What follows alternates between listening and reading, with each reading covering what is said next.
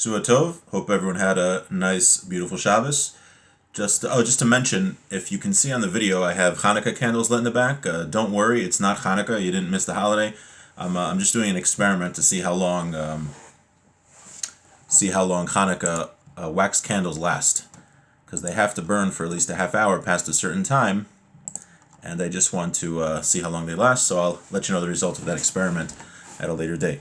But tonight we're learning Mesilas Yesharim, the path of the just, and we're learning about Prishos. Prishos is the act of abstaining from things that are allowed. Certain things, the Torah doesn't forbid everything. There's only 365 negative prohibitions, and many of them are relevant to the temple or certain people. We do have many rabbinic prohibitions, but the Torah doesn't prohibit everything. Right? We don't believe in Judaism that you have to totally separate yourself from everything physical and just be a monk and live in the desert. That's not what our religion believes. But there is a concept that a person should not overly indulge himself in physical needs, and we're going to learn why that is, in physical pleasures, let's say.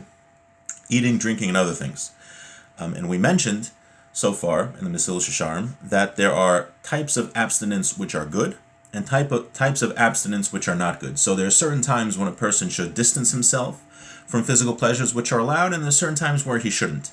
So we are now going to describe here in the Mesilas Yesharim those categories. It says the Ramchal.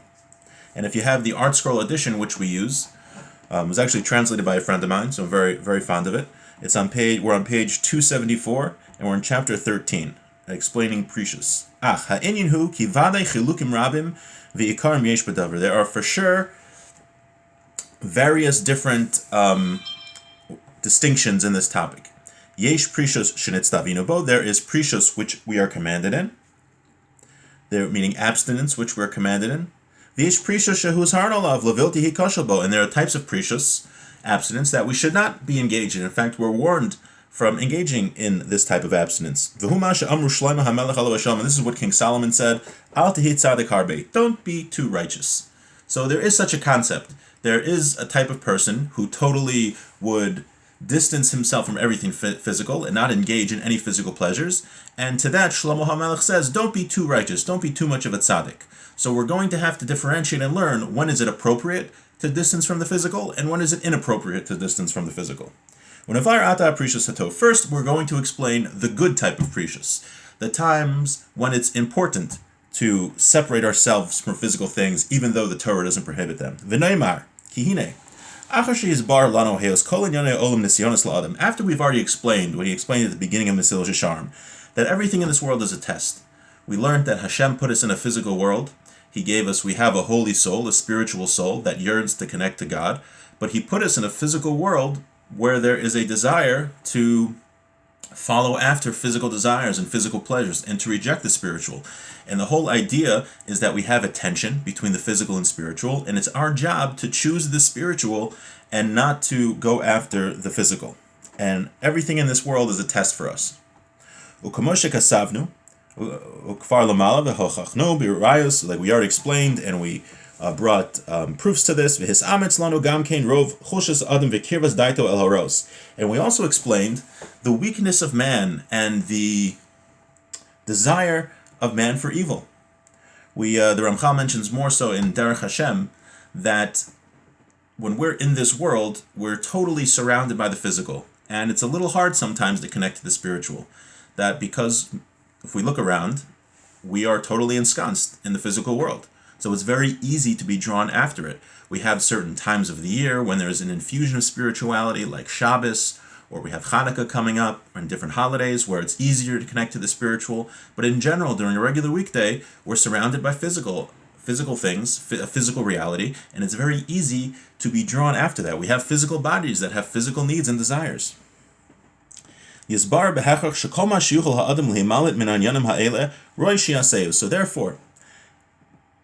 to the degree that a person is able to run away from these things, that's what he should do. In order that he should guard himself from the evil which follows them. He says there is no pleasure in this world, no physical pleasure in this world, that a sin isn't right on the heels of. He's saying that indulging in physical things and physical pleasures will lead to sin. How so? Derech mashal, for example, hamaychel v'hamishte, the food and drink. Kisheniku mikol isurei ha'achila. Once someone observes all the kosher laws, so we're talking about a person here, he doesn't eat pig, doesn't eat bacon, he doesn't eat milk and meat together, he buys everything he has a kosher symbol, has a hechsher, so he follows all of the kosher laws. Hine mitarim him, then all the food is permitted, everything that's kosher is allowed. Amnam, milei hakeres, moshech achar prikoso ha'ol. However, if someone stuffs his face, and he's constantly, goes to an all-you-can-eat buffet every day,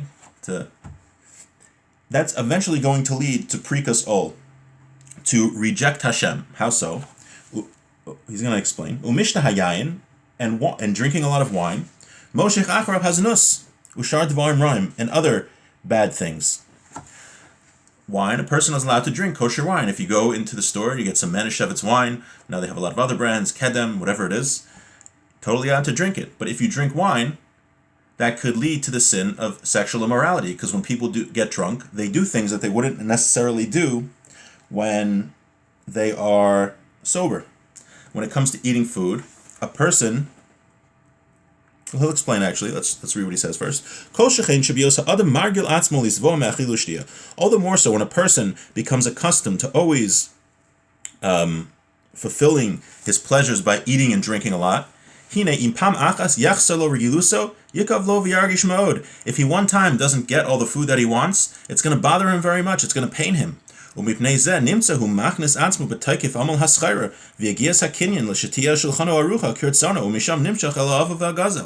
say if we have this guy, he had a nice job, so he always bought the best delicacies, he always went to, these expensive stores to buy the best prepared foods, all the chalents and the kishkas, and he had, every Shabbos he had roast beef and every type of meat and chicken and kugel, and he gained hundreds of pounds, but he loved it. That's what he looked forward to all week, was to just stuff his face on Shabbos with all these delicacies. But let's say he lost his job. It's going to pain him now that he got used to all these delicacies, all of his food, and now he can't have it anymore. So that's going to lead him to start, he'll work harder, he'll try to find another job, and he might lead him, because he wants all this, fancy food all the time, he might go and it might lead him to stealing. And maybe oaths that he shouldn't be making. And all of the sins that come after that. Since this guy became such a central part of his life, eating and just getting fancy food. So if he's ever lacking that fancy food, will perhaps follow unethical means to earn money so he doesn't have to change his lifestyle.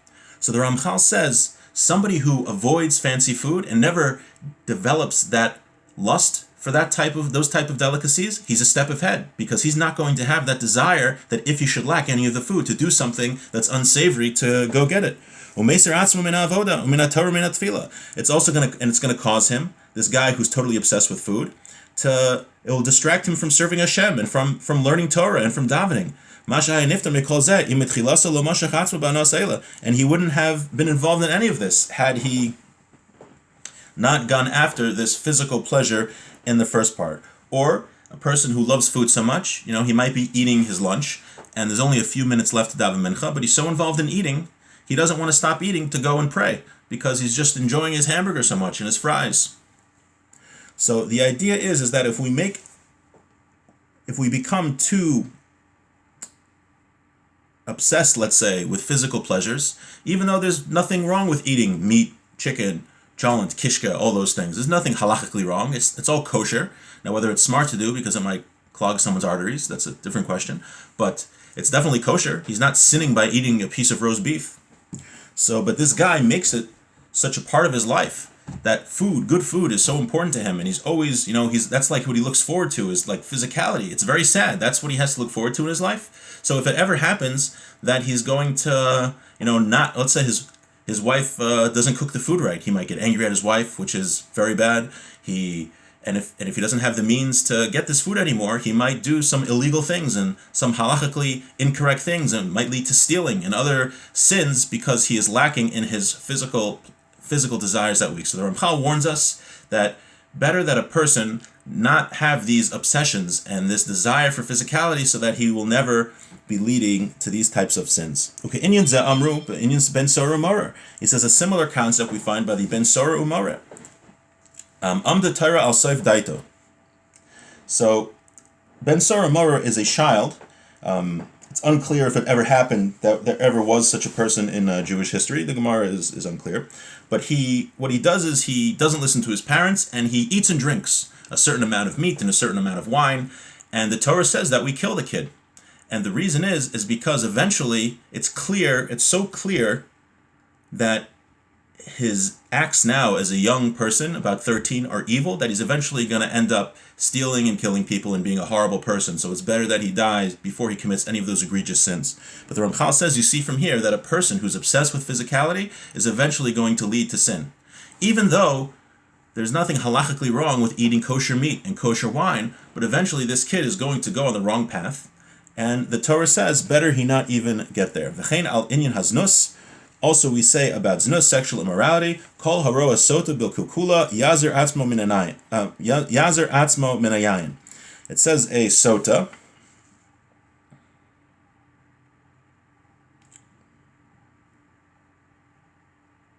One second.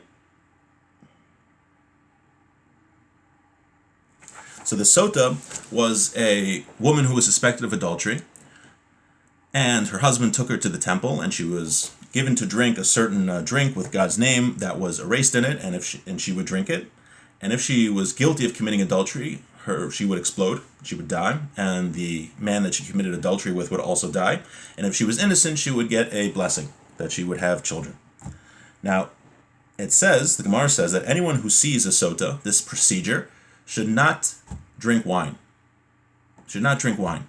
Now, there's many explanations of why that is. Why specifically someone who saw the Sota procedure should not drink wine. Maybe everyone shouldn't drink wine. Someone who saw this miraculous event where God punished a person who did a sin in a miraculous way, you would think he would be more reluctant to sin after seeing that. But they bring from Rav Dessler that the idea is that someone sees this event of this Sota, this woman who's been accused of adultery, who did a sin. So he writes, even though it was a very inspiring thing to see a person punished for a sin in a miraculous way. Imagine if somebody sinned and God would strike them down with lightning as soon as they sinned. I think, we would all be very inspired and very afraid to sin after that. But Rav Dessler says here, they quote him in the Art Scroll, that even though they saw this whole procedure, nevertheless it caused them to think of the sin. They thought about what she did.